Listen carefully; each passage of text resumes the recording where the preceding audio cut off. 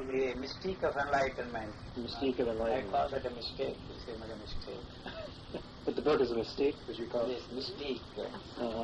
And that has been translated into a lot of languages, French, Italian, German, Polish, Russian. Can I have this copy? We don't have the first book. No.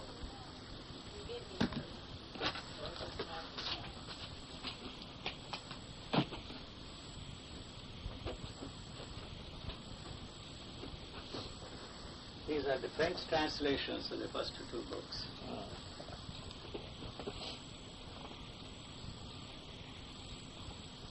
Well, I had a couple of years of high school French. What? I said I had a couple of years of high school French, but I don't think I could get through it. Well, I have written quite a bit. I've talked to quite a few spiritual teachers. I guess people who call themselves spiritual teachers or gurus. I actually interviewed Krishnamurti a few years before he died. He was here. In some ways, what you seem to be saying, at least all I really know is what I read in these few articles that Paul sent me. Newspaper clippings. Yeah, some newspaper clippings. And so that's about all I know about you, and a few things he said. But what you are saying seems to be a bit like what J. Krishnamurti was saying. Basically, there is a fundamental difference between the two Krishnamurtis, if I may put it that way, and because they all assume that there is such a thing as mind.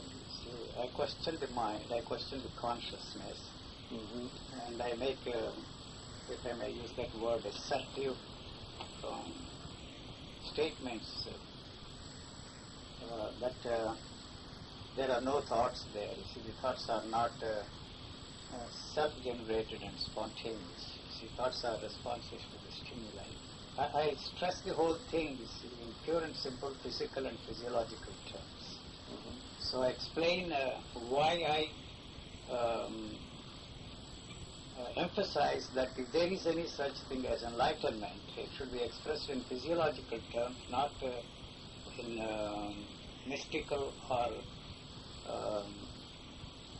religious terms. Why they did before is not my interest at all. I don't know. I mean, enlightenment as just sort of a physical function of the brain, something that chemically happens. Chemically happens. And I have no doubt that if you take, for example, what we call desire.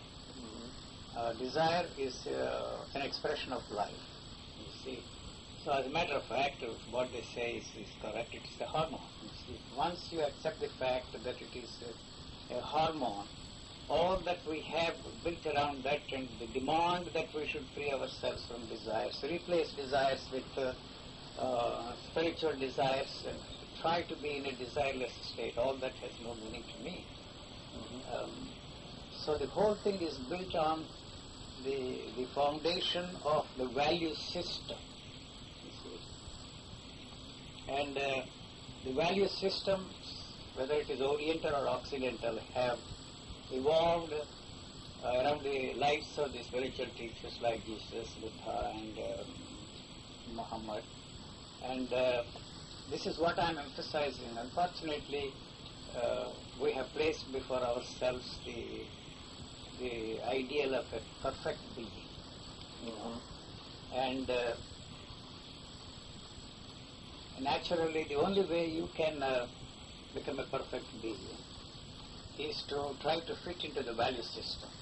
I don't know if I make myself.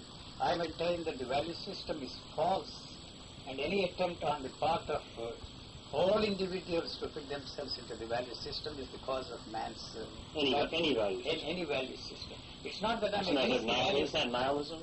It is not nihilism, you see. That's an easy way on the part of some people, you see, to put a label. There's anything wrong with it. I mean, what's the difference between it? Nihilism is negating everything for the sake of negating. But you see, the nihilism also, the goal of nihilism is to reach the same goal through negative approach. To me, the negative approach has been evolved by people who have failed to reach their goals, no matter what the nature of the goal is, through positive means. So the goal is a positive goal. No matter what you call it, whether it is a negative approach or a positive approach, it really doesn't matter. I'm questioning the goal, you see, that we have placed before ourselves, but the nature seems to be interested in a totally different thing. It is perfecting the human species, you know. This is what I'm emphasizing all the time. Yesterday I gave an interview to this Michael Thoms, you know, he has a program here, New Dimensions. Yeah. New Dimensions. I emphasized the same things yesterday. So, you're talking about perfecting the human species, yes, but that's not your goal. No, it's, if nature is, that is an assumption of our part, we have no way of finding out whether what nature is interested in, whether nature is really has a plan, if it is perfecting the species, is anybody's guess. But what is wrong with the culture or the society in which we are functioning is that it has placed before us, you see, the goal of a perfect being, you know. To evolve yourself or to become a perfect being, you have to fit into yourself into the value systems. See, that is where the civilization has taken a wrong turn. Because it asserts that every individual should fit himself or herself into the framework.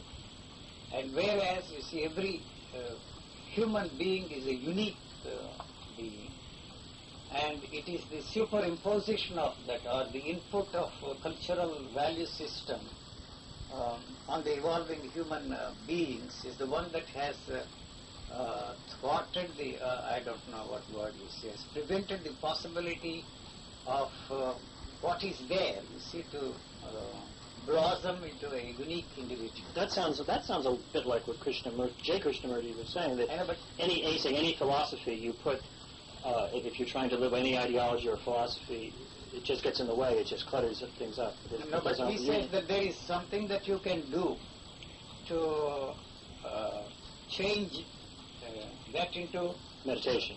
Meditation, or you see, the awareness, choiceless awareness, and I maintain that the awareness is an integral part of the activity of the brain, and it cannot be separated from the activity and used as an instrument to bring about any change there. That is one thing, and I don't see that there is anything there to be changed, you see, that there is anything there to be radically changed, you see. So to talk of a radical change, you see, of something that does not exist there has no meaning to me. So to talk of a mutation of mind is absurd, because, you see, there is no such thing as a mind there at all. You see, the mind is the totality of the experiences, you see, thoughts, feelings, and experiences. And there are no individuals, according to me. You see, the society or culture, or whatever you want to call it, has created these individuals for its own continuity and its status quo. And at the same time, it emphasizes that we should all become individuals. And so that has created the neurotic situation in the individuals. So when we push ourselves to fit into that framework, you see, or that value system, or whatever you want to call it, it pushes us in the direction of breaking down. You see, we all have become not only neurotic individuals, but it has become necessary for us to stay that way. The neurosis is an essential and integral part of our lives to survive in this society that we find ourselves in. So what's the way out of this neurosis? And the more you try to fit yourself into, the greater is the danger, you see, of moving into the other direction and become manic depressive individuals. Or live in the hope that one day, through more and more effort, and you will be able to fit yourself into that framework. That to me is something which cannot be achieved except that we can live in hope and die in hope. And living with this, or trying to accept that also has no meaning at all. See, you are constantly in conflict with the society, with the culture, or whatever you want to call it. So what do we do? If I suggest some other way, you add what do you do? to the techniques. What do you do? I mean, how do you deal with the world?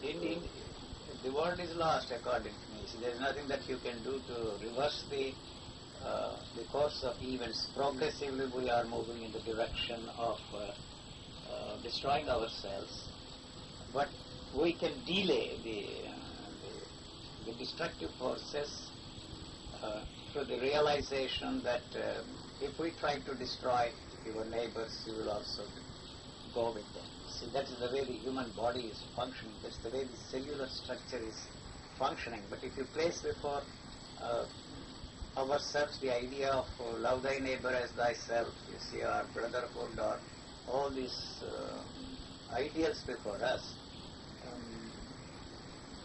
we only push these things and then back them up with violence. See, the whole foundation of culture or civilization or whatever you want to call is built on the foundation to kill and to be killed. If you look at the history of mankind, more people have been killed in the name of love thy neighbor as thyself than all these recent wars put together. You see, all religions, there is not one single exception, you see. Unfortunately, the three great religions we have, Buddhism, Islam, and Christianity, have been used as instruments of power. Otherwise, they would all have remained cults like any other cults we have in our midst today. So when once you use them as instrument of power, backed by destructive instruments of destruction, there is not much hope there for us. But if you just were able to somehow magically abolish all religions, you're saying you would still have wars and violence, wouldn't you, over but all economics or land or whatever? Even the political ideologies which we have evolved are nothing but the watery outgrowths of the religious thinking of man. See, the problem is that somewhere along the evolutionary process, I'm not even sure if there is such a thing as an evolution, the humans felt this self-consciousness the first time. That is to say, they separated from themselves from the totality of the whole nature. And then that is responsible for the fear, you see, because he's lost, he's all alone. So it's this break from nature, From this separation yes. from natural the whole process, whatever that is. And you don't claim to know what that is. No, I don't know. Nobody knows. Yeah, See. Uh-huh. So the whole thing is one single unit. See, when once this separation born out of self-consciousness occurred, he has evolved all this, you see, the religious thinking. So is there some way to get back to that, recapture this lost state, this Garden of Eden or whatever? I don't see that there is any way. The more you... But you seem to say there was a Garden of Eden, in a sense. I mean, not literally, but I mean, there was a time, you seem to be saying, there was a time when there was not this separation. Yeah, but when and why this separation occurred is, and if you try to find out the cause of it all, there will only be a hazarding opinions on that. We have no way of finding out why this occurred. I can hazard an opinion that nature may, you see, whatever is born is destroyed. You see, whatever is created has to be destroyed. So actually the creation and destruction is a simultaneous process. You see, everything that is born has to go. And we are only delaying that process through the help of thinking which we have developed, you see. So it is no doubt helped us, you see, to survive longer than the others. But complete destruction is inevitable? It is inevitable. It is inevitable. It is inevitable. That's what I am saying. Uh-huh. And but is there a reason? Is there a reason to delay? I mean, is there a reason for us to? So we're delaying the inevitable. We are delaying the inevitable. We are delaying. So what's wrong with that? No, nothing wrong. I'm not saying it is wrong, but the idea that one day, see, we are going to create a paradise or heaven on this planet is a far-fetched idea. And I maintain the very idea of creating heaven on this planet is the one that is turning this which nature has created, say, into hell. So is there anything, that's the question that everybody throws at you. See, the question that is there anything that we can do to change, see, or reverse the process? Reverse it is for what, you see? To me, you see, the human species, you may not agree, others may not agree, is a sort of virus on this planet. Is what? Virus, you see. A virus. You see. So it's just like cancer or any other thing, And through this, the techniques we have evolved, the value system, we are only delaying the process, you see, of destruction, but not actually doing anything to stop this, But can we do anything to stop it? You can do anything, but there is no way you can stop it. I'm not saying... So there's nothing else to do, right? There's really nothing else you can do but what we're doing now. What are we doing? That's what I'm saying. But what else can we do? Anything that has, what I'm saying is the thought in its very nature is a protective mechanism. And anything that is born out of it, see, whether it is a religious teaching or a political ideology or economic systems is to distribute the wealth, which of course is not going to happen anyway, because nobody is going to part with anything, is a protective mechanism. So anything that is born out of that is destructive. So in our demand to understand the nature's laws, you see, unfortunately we are using them not for the benefit of the whole of mankind, for destructive purposes. The so-called progress we are so proud of is really not a progress, because all that we have discovered, the laws of nature, you see, are used for destructive purposes. That is why we have created the environmental movement? The environmental problems. How is that being used for destruction? How is this awareness? See, because we have assumed that the humans are created for some special grander purpose, to save, other than all the other species on this planet. So, in our demand to use everything for ourselves, we are creating the ecological problems, polluting everything. That's all that I'm saying. So, to talk of ecological, what is it there? To take care of that is all our energies are wasted. You see, to create an instrument or you see an organization or to do something to put an end to or delay this process is only adding to that momentum. You said these energies are wasted. You imply there's something else to do with these energies. Not something else to do, but you see, it is not something that a small group of people can do it. See, it is beyond the scope of individuals. You see, individually there isn't much that we can do about it, but collectively means it's war. You see, I have a way of solving the problems, you have a way of solving the problems, and so we both end up in the battlefield. You see, take for example the problem of starvation. And we have our own political ideology, the others have their own political ideology.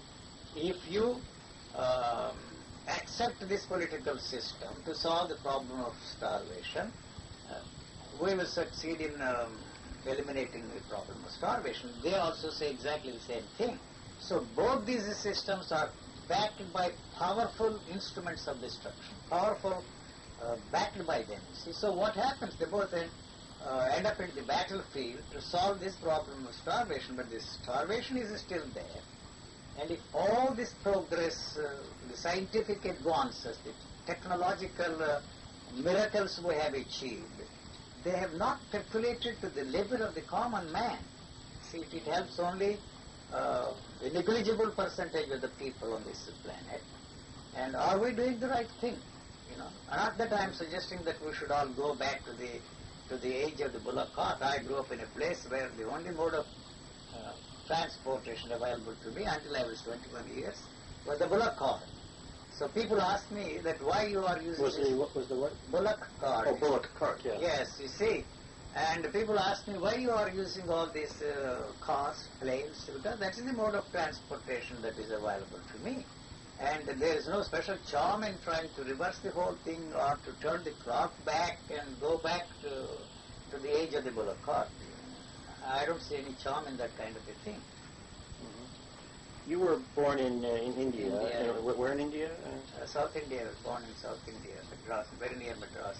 Now, and you had some sort of formal religious training? Yes, all just that briefly, you will find that, you see, the story of my life in that book instead of repeating that. In which book? In the introduction of that book. This one? Okay. That one, that will be So, you were working with the Theosophy Society? The Theosophical when Society. were you doing that? But I was the secretary, international lecturer. What years? That was in 1947 to 53. That was the time when I had personal encounters with the J. Krishnamurti also. He was part of my background. You see, I was born into a Theosophical family, and my contacts with the leaders of the Theosophical Society pushed me into that field. So there came a time when I felt that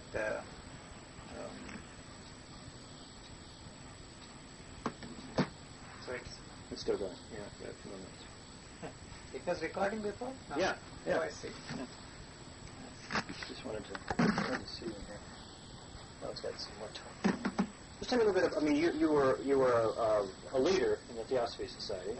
Rising leader. I did not reach the top of the Theosophical Society. Was Annie Besant still around then? Yes, I was an young boy at that time. She died when I was 14 or 15, but I was closely connected with the second generation or third generation of the leaders of the Theosophical Society. And you worked, but Krishnamurti had already kind of separated himself. He separated long time before my time, you see, in 1932. But he used to come there and talk, and I listened to him during that period between 1947 and 53. So I met him several times, but we didn't get along well. And there came a time when I parted company with him. What was the problem? The problem was the basic problem, and his emphasis that there is a mind and there is such a thing as a transformation of a radical transformation or mutation of mind. And basically, although I studied psychology, my master's degree, I always questioned, you see, the very foundation of the psychological thinking. So that there is something there to be transformed radically, that there is a self, that there is some center there, that there is a psyche, that there is a soul and all that kind of a thing. Never really interested me at all, you see, because I didn't find anything at all. You see, if once you come to a point and maintain that God is irrelevant, it does not mean that you are an atheist or even an agnostic, you see, And we leave God, the existence of God and the cosmological, teleological, ontological proofs of the existence of God to the theologians. But the dependence on some power outside of you destroys the possibility of discovering things for yourself and by yourself. That was my approach to the problem, you see. So, I don't know. Then you had some personal experience? They are described there in the detail. But just briefly, would you could describe it? No, it's difficult. They are enumerated there. If you have a chance, you can read them. It's not that I'm trying to avoid. To go into that is difficult. But what I want to emphasize is that whatever I have discovered, stumbled into, has no religious content in it at all. It has no mystical undertones, overtones, or any tones for that matter. And to express that, you see, in religious and mystical terms is to falsify. This is what I have found. I have been lucky, you see, to find myself, something hit me, you see. Lately I have been describing that whatever happened to me, you see.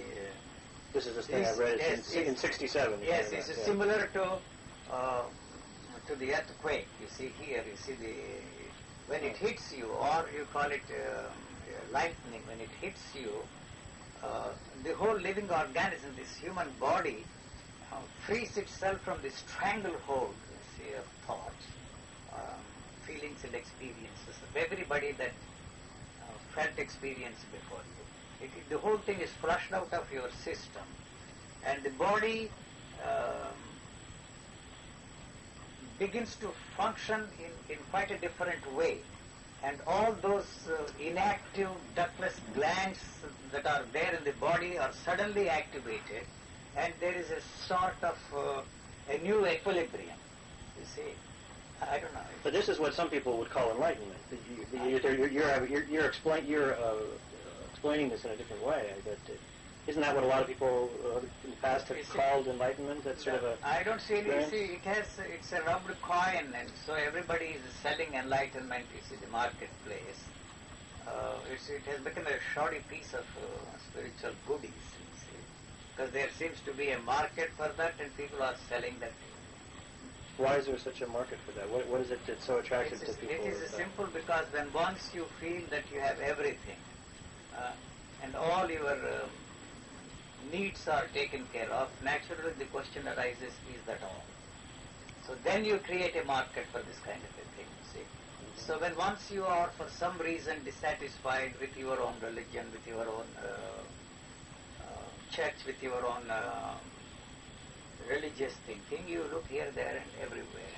And so there is, and here particularly in this country, see, you want something new every time. See, and those who come from outside have all kinds of different techniques, and one of the reasons why, you see, the market became very attractive and lucrative for all these gurus from the East is the drugs, you see. Mm-hmm. You know, when psychedelic drugs. And psychedelic drugs, you see, have given some sort of an experience to the people, especially of that generation. And that created the need to demand varieties of religious experiences, you see. And so, in those countries, they have every kind of gimmick, every kind of system there. So, one after the other, one after the other. What do you think that psychedelic experience was that people had? It is basically nothing. It's a chemical disturbance in the system of the body. I maintain that all the techniques of yoga, meditation, gives you a sort of high, you know. Mm-hmm. Like a drug. Like a drug, you see. Yeah. This is a slower process, whereas the drugs act upon the chemistry of your body and produces these experiences, which basically are no different from all the other religious experiences. You know, when once you have an experience which is of an extraordinary nature, you want to share it with everyone. So that's where we are caught up, you see, in trying to have more and more experiences and varieties of experiences. But basically,